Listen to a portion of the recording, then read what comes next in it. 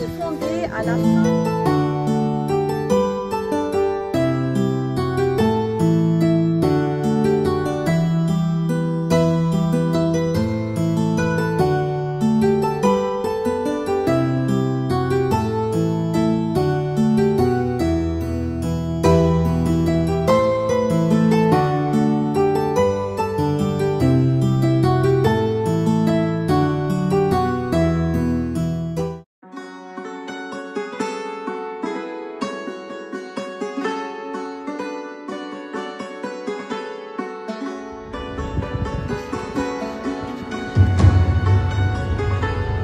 La crypte des Capucins.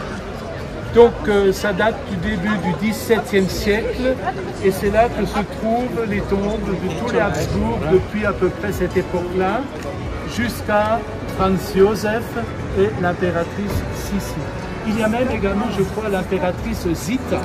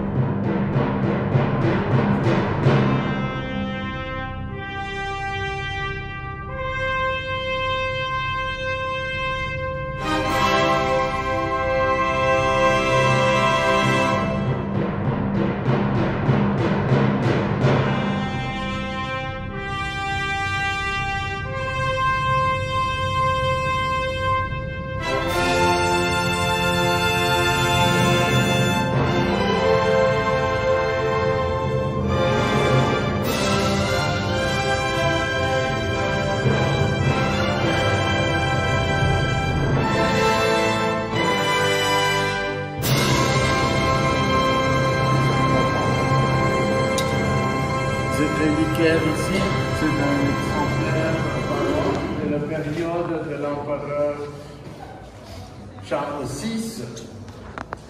La chapelle actuelle datant de la période des Jean de Ferrette, probablement fait par le père.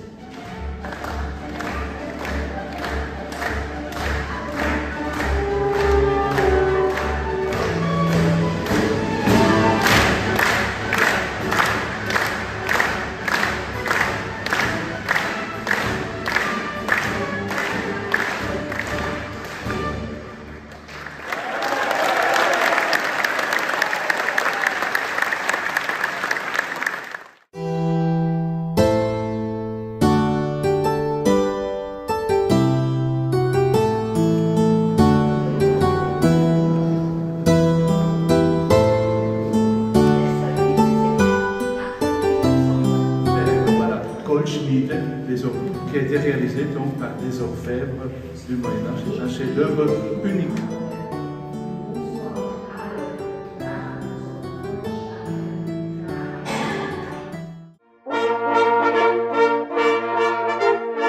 Es ist eine große Ehre, dass Sie kommen. Danke. Elsass-Lorraine, sehr wichtig. Partnerland Niederösterreich-Elsass. Relation, Partnerschaft entre Niederösterreich, Elsass, Niederösterreich. Das Wappen von Niederösterreich ist das Wappen mit den 5 deutlichen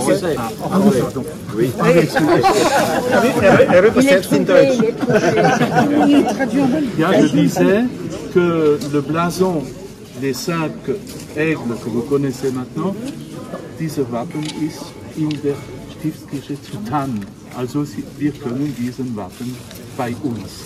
Ja, wenn ich vorstellen darf, das ist der Bezirkshauptmann, Stellvertreter, Eigentümer dieses Schlosses, und er hat uns eingeladen. Danke, danke, vielen Dank. Donc, c'est le responsable de l'arrondissement auquel appartient le château qui nous invite. Und das ist der Vertreter des Landes Niederösterreich, Landtagsabgeordneter Erber, Toni Erber. Le représentant du Land Niederösterreich, toujours avec den Wappen mit den 5 Adler, goldige Adler. Diese Wappen haben wir in unserer Kirche in Thann. Das müssen wir einmal nach Thann kommen, um das anzuschauen. Und er ist der Bürgermeister von Scheips. Monsieur le Maire.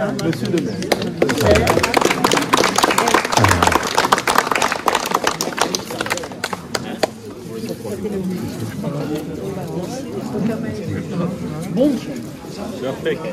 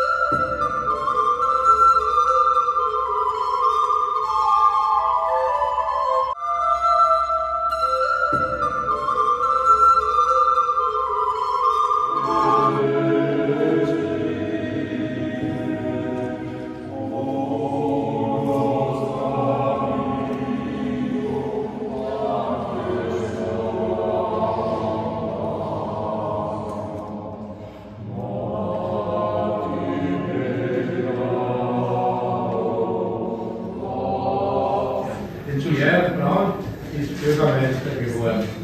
Ist zu mir gekommen und sagte, ich bin Parlamentarier in Paris und bin Bürgermeister und ich weiß nicht, was ich in Ferret in Fiat machen soll.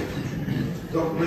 Pierre Brand, le maire de l'époque, est venu chez lui et il a dit qu'il est maire de Ferret et également parlementaire à Paris et qu'il ne sait pas trop qu'est-ce qu'il peut faire pour Ferret. Und der ist vor Weihnachten gekommen und nicht mehr gegangen. Oui, on est quelques-uns à se poser la question est-ce que les moines avaient une cellule dans ces maisons ou la maison entière? Oui, justement, moi je vais vous dire, la semaine dernière j'ai été visiter à Molsheim l'ancienne Chartreuse, qui est un musée maintenant. Et puis ils ont reconstitué justement les cellules des moines. Et c'est effectivement, ils avaient une petite maisonnette où ils avaient un endroit pour écrire, ils avaient une petite cuisine, ils avaient un endroit pour dormir et ils avaient chacun leur petit jardin. Ça ne communiquait pas avec les autres moines, c'était vraiment un enclos, hein, et c'était fermé avec des murets. Mais chacun avait sa petite maisonnette avec tout ce qu'il fallait, plus son jardin. Nous a raconté qu'il vit dans la banlieue de Vienne, dans une maison qui semble être sympathique, je suppose. Hein. Et il a une chapelle. Et dans cette maison, il a une chapelle. Et dans sa chambre à coucher, qui est certainement belle aussi, grande, il a un oratoire. Et de cet oratoire, il voit en bas, de la chapelle. Je ne sais pas si vous avez vu ça dans la visite du musée Sissi, on avait vu ça à un moment donné.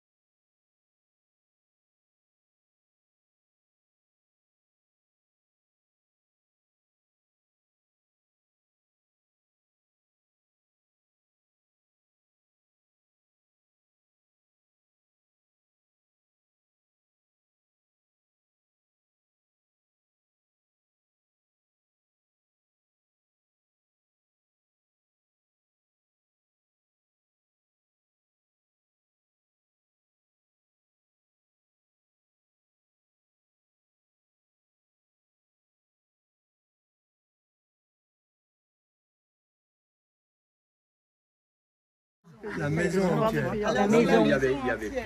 La maison entière. Ah oui. Normalement, c'est la maison. Hein. Alors, il faut savoir que la Grande Chartreuse en France, vous connaissez la Grande Chartreuse qui se trouve à au sud de Grenoble, voilà, dans les Alpes. Donc, la Grande Chartreuse est en rapport avec la Chartreuse. Il y a 4 Chartreuses en France, dont plus de chartreuses de femmes, qui sont récentes, qui datent du 19e siècle, donc même du 20e. Les chartreuses féminines, mais les 4 chartreuses des hommes sont parmi les chartreuses de l'origine. Donc c'est un ordre religieux au même titre que les dominicains, les franciscains, les jésuites, les chartreux, voilà, ça fait partie. Et donc c'est important qu'en France, nous avons surtout la Grande Chartreuse. Oui. Béatrice pourra vous parler.